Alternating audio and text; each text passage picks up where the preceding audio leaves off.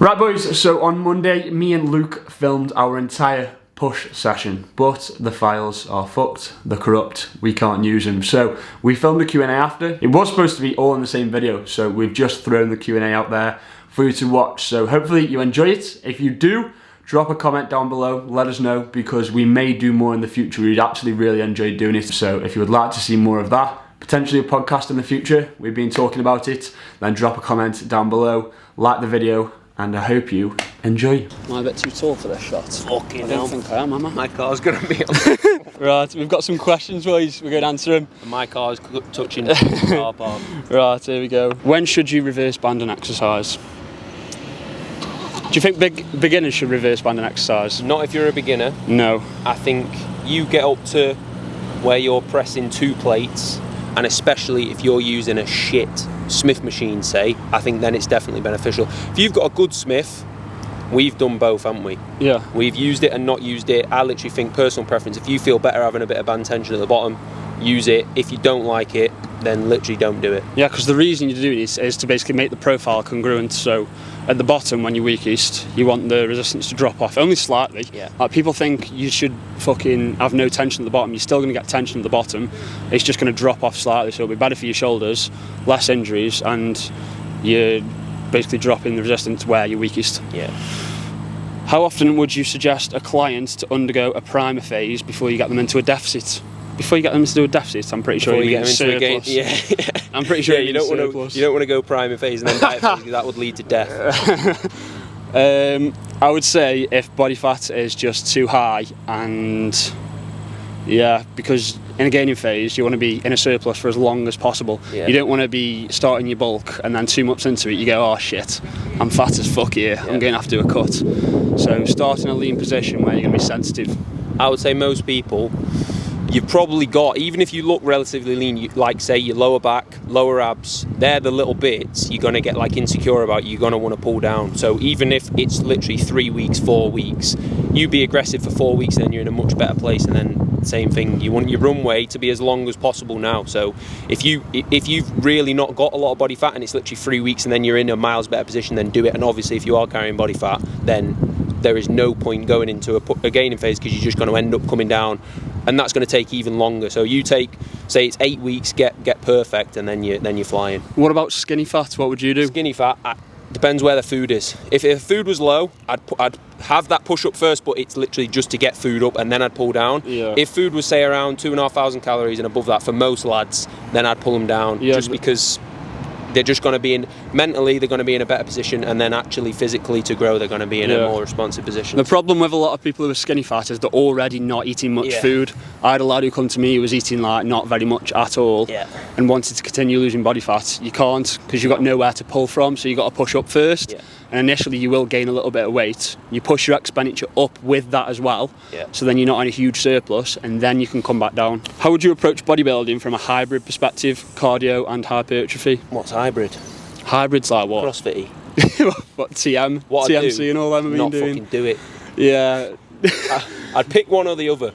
Do you want to be okay, have an okay physique and be okay at running and cardio, or do you want to build a fucking sick physique but not be able to walk up the stairs? I think, literally, especially get someone who's not got the greatest genetics for bodybuilding, like me. If I wasn't all in like I am, I would look like a flump. Yeah. If I was still trying to do both, I'd just look terrible, so I wouldn't even be good at both. So I'd pick one, especially if you're at a point where you're not genetically gifted with it, you've got to be nailing it all. If I was going running 5 times a week, there's not a chance now I'd be building muscle like I'm doing now, because I've got to be all in. Otherwise, I'd have absolutely not a chance. And the reason a lot of people do this hybrid type of training is to be more like functional. Like what's functional? If you're squatting fucking 5 plates on the hack squat to depth, I'd say that's pretty functional. Very functional. You're going to be able to, like, because people say, oh, I want to be functional so I can play with my kids, lift shit up without pulling my back. You're going to be pretty functional. Do bodybuilding style training safely, heavily, progressively overloading, you're going to be pretty functional. Like, we aren't slabs of cement that can't move anywhere. I mean, we're not super flexible. I mean, we're nearly touching the fucking bottom of my car on the Who do you think would have a higher SBD total? Definitely you. Yeah. 100%. Definitely you. Me. I think if I fasted for 5 days and then we'd have a good go. But You'd still beat me. Yeah. I could carb up for a week. yeah. I'm just naturally weak at pressing. My legs are quite strong, to be fair. Yeah. No, you got a good level of strength. I just think genetically and just built physically, I should be doing powerlifting, but I don't want to do that. Got shorter limbs, shorter arms, so shorter I'm legs. just built for it, literally, especially like benching, pressing. And I'm not. I'm No, fucking you're long. long. Who'd win in a scrap? We'd have to fucking find out. We'll find out. We'll do a little MMA video. Paddy the Baddie, Jake Paul, Morgan Rushton versus. We're on the undercard. Yeah. Undercard. Who's the better footballer? I've never seen you play football. Have you not seen my clips on TikTok? Yeah, but I fancy. I don't know. It depends what we're talking. I always fancy myself. He with fancies footy. himself. We'll have to find out. We'll find out Crossy that as well. We'll do Crossy. Let us know what we're doing. I'm thinking crossy challenge, penos. We need a goalkeeper. Yeah, we need we'll a stick keeper. Cooper in Yeah, goal. stick Coops. Cooper in net. Stick cameraman in goal. Blast balls We'll at stick him. Cooper in net. We'll do penos, free kicks, crossy challenge, And then I'll fancy after, myself. in the centre circle, we'll do a little MMA. Yeah. We'll even throw a couple rounds of boxing in there. I'm game for crossy challenge. Who is more optimal? I would actually say, even though you're not going to compete, you actually treat the bodybuilding lifestyle more. Yeah. Take it more seriously than I do. Yeah. I think go out more than you do. can get away with more though. I just think main thing with me, and Morgan's the same, is progressing. Like with what we're doing, work-wise, physique-wise. If I slack off a bit, I'm just going to get nowhere. I think genetically for bodybuilding, not really built for it. So if I don't nail everything, then don't get me wrong. I'll still go out for food. I'll still do normal stuff, but 9 times out of 10, I'm just absolutely drilling everything, like, because I just need to. And it's mainly just because I like doing that and I enjoy the routine of it. Yeah, pretty much. Yeah, I'm pretty spot on with everything, but I think I'm a little bit looser with it. Like, do you hit your carbs and fats targets or I'm not. Calorie-wise, I'll always be bang on. I always hit Macro-wise, calories I'm and always- protein. Yeah, calories and protein is always bang on, and I'll try to hit macros. But say if I go and eat some ice cream or something on a Friday, or I go out for food, or when we went to Nando's, like I'm not too fussed with what that is, and I'd say all the same to my clients. But if I'm not doing anything, then I'll just be bang on because there's not really any. Unless I'm doing something with someone, I'll pretty much just nail it because why not? Just nail it. I feel like I can get away with this a little bit more. Yeah. I will go out probably like once a month drinking on a night out, and then I'm straight back into it. That's the main thing, is a lot of people will go out or they'll enjoy whatever it is of food and then they'll just fall off completely. If you can get back on it straight away the next day, you're not going to notice any dint in your progression. Who's met the most famous person? Most famous? I feel like we've both met. Most famous person I've met. Footy. Yeah, mine would. I've met Steven Gerard. I'm guessing you've met Steven Gerard. I've not met Gerard. You've not met Gerard? No. I met him when I was about 10. He was in Range Rover when Stoke were playing Liverpool. I'll go Coutinho. Coutinho? I think so. Who have I met? I reckon there's probably not met anyone someone proper who's famous. not related to football who I've met who's fairly famous. I've not met anyone non-sports. Joe Fazer, met him.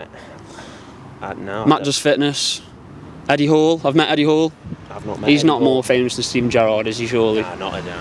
Being mates in the same line of work, does that drive you to work harder? I'd say it does. Say, yeah, if we turned up and we were slacking, then we'd say literally what you're doing or do this and do that. I think we've helped each other with loads of stuff. Yeah. It's just a case of if one of us is nailing everything, then it will help each other do it and vice versa. I think if Morgan came to me and he said he was slacking and he's not messaged any of his clients for like 10 days, I'd say, what are you doing, mate? So, and I think he'd say the same. Yeah, we wouldn't Marvin Bain it and just fuck off for like a couple of months. Clients, what are they? Yeah, so I think definitely it does, yeah.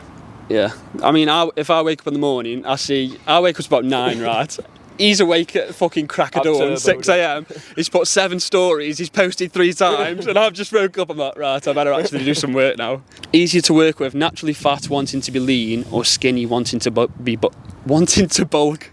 It's freezing. So naturally fat wanting to be lean, or skinny wanting to bulk? Well, we're both opposites because you started fat My body and got just skinny, wants didn't to be you? fat. I would say it's easier to not have to worry and push someone up from being skinny. It's all down to the person. If someone's going to nail it to a T every week, you're going to, whether they're fat and getting leaner or whether they're skinny and trying to gain weight, if you nail everything, then it doesn't matter what you're doing. It's literally down to the person. Yeah, isn't it? Yeah, it's very dependent on the person. Yeah, you how know, consistent I've had skinny lads who wanted to bulk up and have struggled with like gaining body fat, which is why they've never actually put on the size. Yeah.